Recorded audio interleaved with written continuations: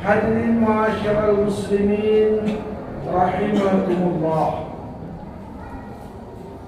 Dalam hidup sehari-hari kita tentu lazim mendengar orang berkata, saya dapat sesuatu, alhamdulillah saya dapat naik jabatan. Kawannya ngomong, iyalah semoga berkah.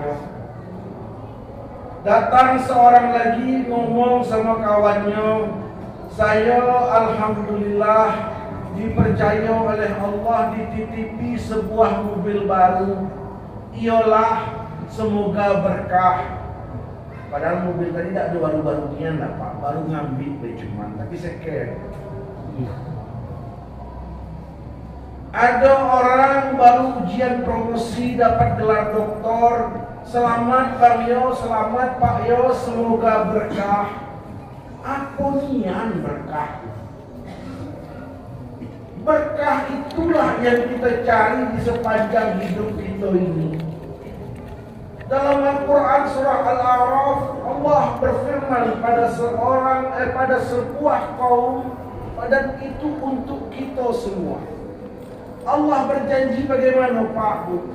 Na'udzu billahi minasyaitonir rajim. Bismillahirrahmanirrahim. Walau anna ahlal qura amanu wattaqau. Kalau seandainya penduduk sebuah negeri itu amanu wattaqau, mereka beriman dan mereka bertakwa, la fatahna alaihim barakatin minas samai wal ard. Allah menggunakan lam takkid di sini. Bukan fatahna tapi la fatahna. Benar-benar akan kami buka bagi mereka pintu keberkahan dari langit dan dari bumi.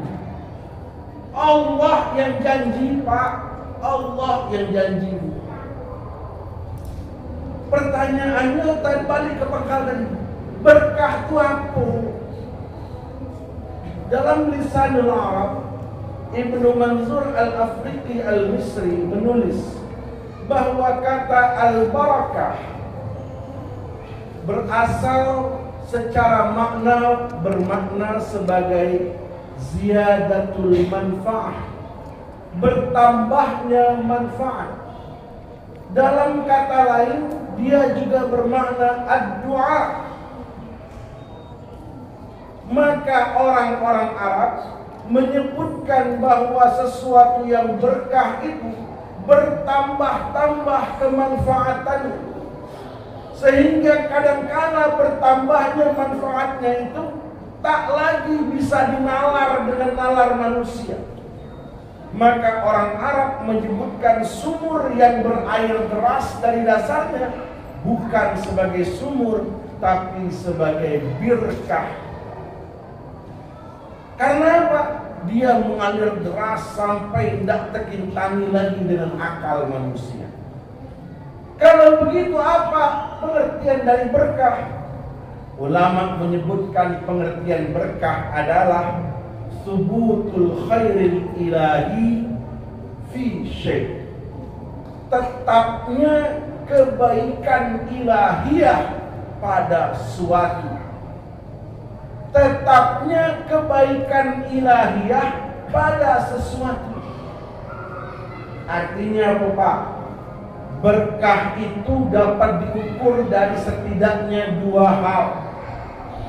Pertama, sesuatu itu entah umur kita, entah ilmu kita, entah harta kita dikatakan berkah apabila ia memberikan manfaat yang meluas bagi lebih banyak pihak. Dalam kitab Al-Ashbah wa Nazair, Imam Jalaluddin As-Suyuti ketika menukil 40 kaidah, ketika beliau menyebutkan kaidah ke-21, beliau menyebut kaidah al-muta'addi afdalu minal qasir. Sebuah amaliyah yang memberi manfaat meluas bagi lebih banyak pihak itu lebih utama minal qasir dari amaliyah yang hanya bermanfaat bagi diri pribadi. Makanya Pak, bagi para ulama Seorang guru yang bangun tengah malam dan membaca ulang bahan ajar yang mau disampaikan besok pagi pada anak muridnya, itu jauh lebih berkah ketimbang dia maksakan diri sholat malam pada malam itu tapi tidak baca buku untuk ngajar. Menurut para ulama, memberikan ongkos naik haji sebagai beasiswa bagi anak-anak yang putus sekolah itu lebih berkah ketimbang naik haji buat kedua atau ketiga kalinya untuk orang yang sudah berhaji. Karena apa? Sebaran manfaatnya lebih besar bagi lebih banyak pihak. Sehingga dalam kitab Ihya Ulumuddin, Imam Al-Ghazali menukil kaidah ini dan menyebutkannya, inna afdalat ta'ati ala qadril masalihin naji'ati anha. Sesungguhnya ketaatan yang paling besar, yang paling afdal itu diukur dari apa? Dari sebaran manfaat yang meliputi. Makin besar manfaatnya, makin berkah ya insyaallah. Itu baru ukuran pertama. Ukuran kedua, sebuah amaliyah, harta, umur, ilmu, waktu, apapun yang dititipkan Allah pada kita, dikatakan berkah apabila dia mampu memberi nilai pahala bagi kita. Kadang kan kita ketemu kawan, wih motor aku ini berkahnya, lah 15 tahun motor ini ku pakai itu kuliah, mulai dari S1, S2, S3, belum pernah bikin rusak di jalan. Tidak pernah di saya itu. Pernah sekali bannya bocor, tapi pas depan bengkel. Dan itu perasaan dia sudah berkah. Apa iyo? Pernah juga seorang ibu-ibu balik dari umroh. Kau tahu tak sendal aku ini? Sendal aku ini sudah aku bawa umroh 3 kali. Pakai pengajian tiap Jumat, Sabtu, sama Rabu. Itu belum pernah hilang. Bayang nih kau, pengajian itu bukan cuma di Masjid Abiyan ini, ke Masjid Agung. Tapi hilang juga, jangan di Agung, di Madinah udah hilang. Berkah sendal. Bukan itu ukuran berkah Pak Bu. Sesuatu yang berkah apabila ia betul-betul menjadi pahala bagi kita. Simak baik-baik. Ketika Allah menyebutkan nyawa para syuhada, Allah berkata seperti ini, wala tahsabanna alladhina qutilu fi sabilillahi amwata. Jangan kamu menyangka orang yang terbunuh di jalan Allah itu benar-benar mati.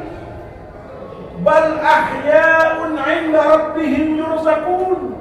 Akan tetapi mereka hidup di sisi Tuhanmu, yurzaqun, dan mereka tetap mendapatkan rezeki. Itu baru berkah Bu. Lah mati ini masih dapat rezeki. Maka Pak Bu, mari kita perhatikan baik-baik. Jadikan segala apa yang kita miliki menjadi nilai keberkahan.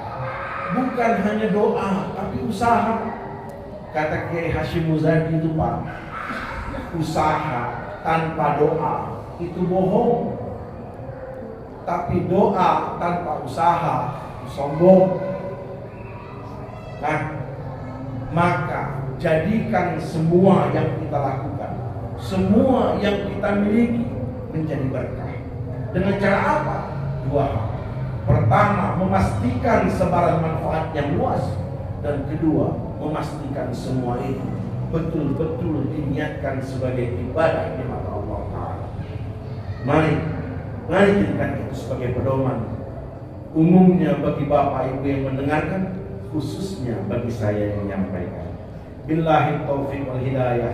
Assalamualaikum warahmatullahi wabarakatuh.